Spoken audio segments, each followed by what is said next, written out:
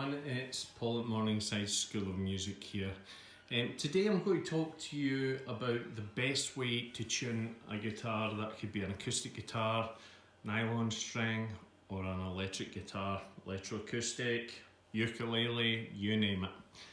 And what I'm going to do is I'm going to use this guitar which is in front of us, which is quite a rare specimen. It is a bit of a hatchet job.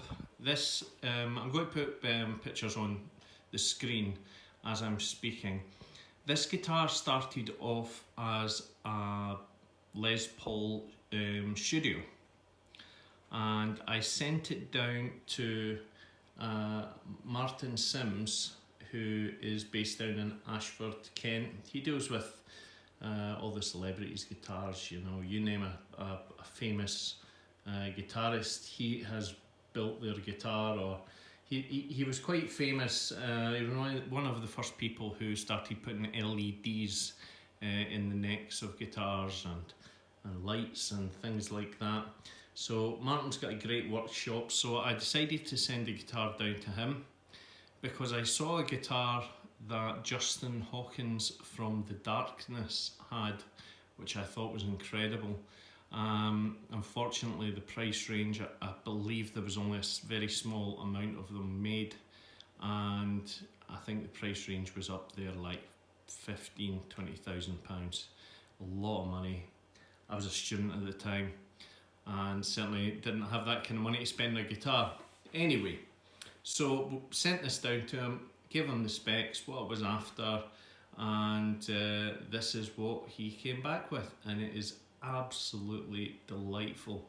A lot of Gibson players and a lot of Gibson kind of die-hard fans kind of look down their nose at it because it wasn't made by Gibson.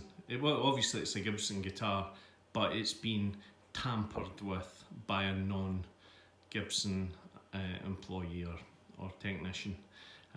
But the people who have done the work are craftsmen. I mean, as I said, they work with the finest musicians out there, from Dave Gilmour and you name it. I've actually got a list here of some of the people. I'm just going to look at it. So Victor Wooten for one, Steve Vai, Brian May. Who else have we got on there? There's quite a few. You can go into the website and have a look. Right, so anyway, back to the topic of why we're doing this video. I'm going to show you the quickest way to tune a guitar, right? Here's how I do it. This is, I teach all day, and just about every guitar that comes into me is out of tune, and I have to do this fast. So what I invested in a nice Polytune, and this is what a Polytune looks like. I don't think I've removed the plastic covering off the front. They're usually quite shiny. At the back they look a bit mechanical, they look very you know, it's like scaffolding or something. They look quite cheap, but they are very sturdy.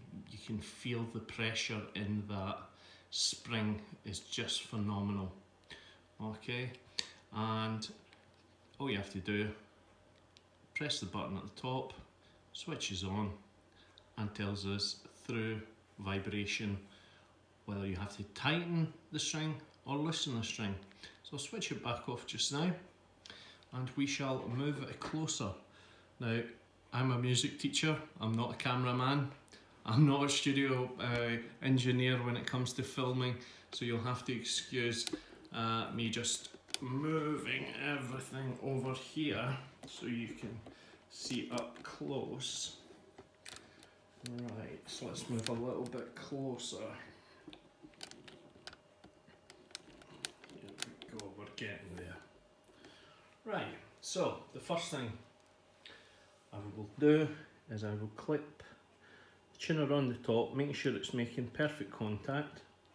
Here we go. So we can try this again. So we'll hit the E string, a thick E string, and that's telling me, as you can see, it's down the bottom. That means it's flat. So I'm just going to tighten that ever so slightly. Now the thing with these tuners, why I like them so much, they are mega accurate. So if I hit that again, and here we have the green light. Good, success. However, give it a second, you'll see that it's just went ever so slightly flat. So we'll hit it again. Now I must say this is taking significantly longer if I was holding the guitar. This is the first time I've ever tried that. I'm going to actually sit down behind the camera and see if that makes any difference to where I'm hitting the string. So we have E. Oh, and it switched itself off, of course. That's another good thing about the Polytunes. You don't have to worry about the battery running flat, because eventually it will switch itself off, which is a fault I've found with numerous other tuners. The Polytune is more expensive, but you get what you pay for. You really do get what you pay for. I'm not going to name any other brands, but there's brands that are a little bit cheaper, but the quality is just appalling. It says it's in tune, you play a chord, it ain't in tune. So that'll do me. Onto the A string. Now that's significantly flat, we can hear that. So just give that a quick tighten.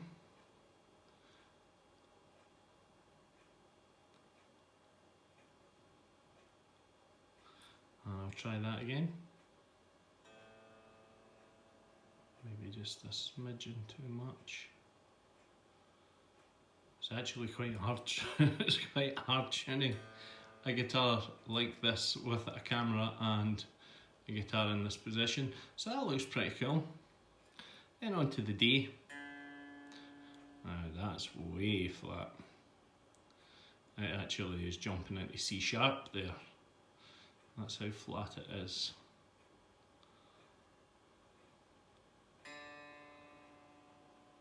And there we have a nice D, maybe ever so slightly flat there. Try it again. That one looks good. On to G. And it's actually shown an F sharp. We can see the little dot, the red dot above the F is letting us know this is F sharp. So we have to tighten this a good bit. Now obviously it'll get the best read at the point of contact when you hit the string, which is why I always tell my students, keep hitting the string, not like da da da da da da da da da da, you know, but 1, 2, 3, and that way you'll get the best read. That looks maybe just a bit sharp. There we go, and the tuner has indeed switched itself off again.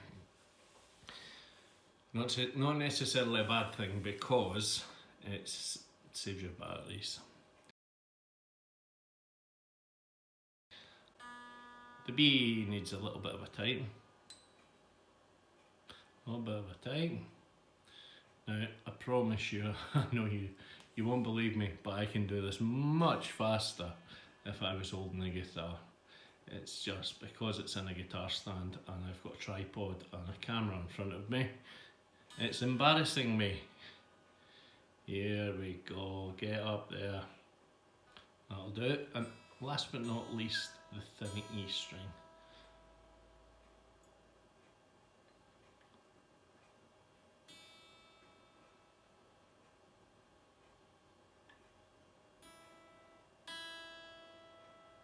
Perfect. Now, the other thing I wanted to say about the Polytune is that it has the ability to tune all the strings at once. Now, what I mean by that is, rather than going through one string and it's saying, oh, right, that's in tune, you can strum all the strings and it tells you which ones need to be tuned. Now, I find this to be less accurate. I don't know the science behind how it does this, but I can imagine it's quite impressive how they do it. I really have no idea how it's done. If anyone watching the video knows the processing of how it picks up, for example, the A string is 440 Hz, then how does it take all the other string hertz and know which one is out and which one is in? It's a bit strange. So if we strum them again, oh, it switched itself off. Come on. We strum them again.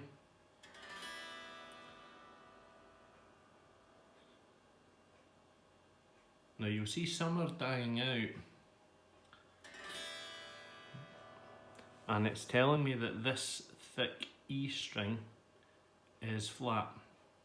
Now let's just test that theory and see if it is flat.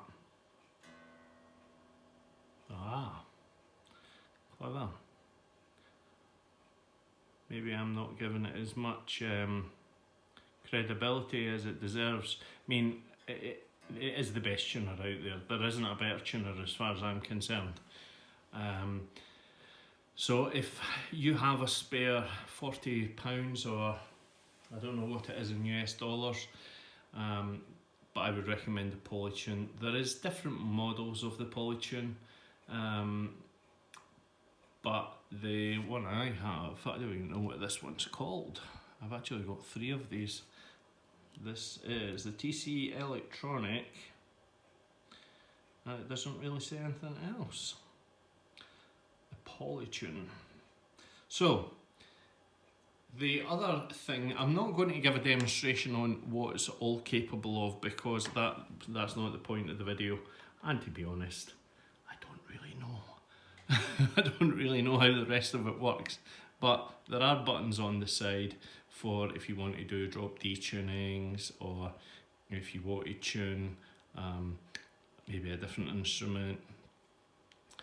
You can see that certain things are changing, things that I probably won't be able to change back.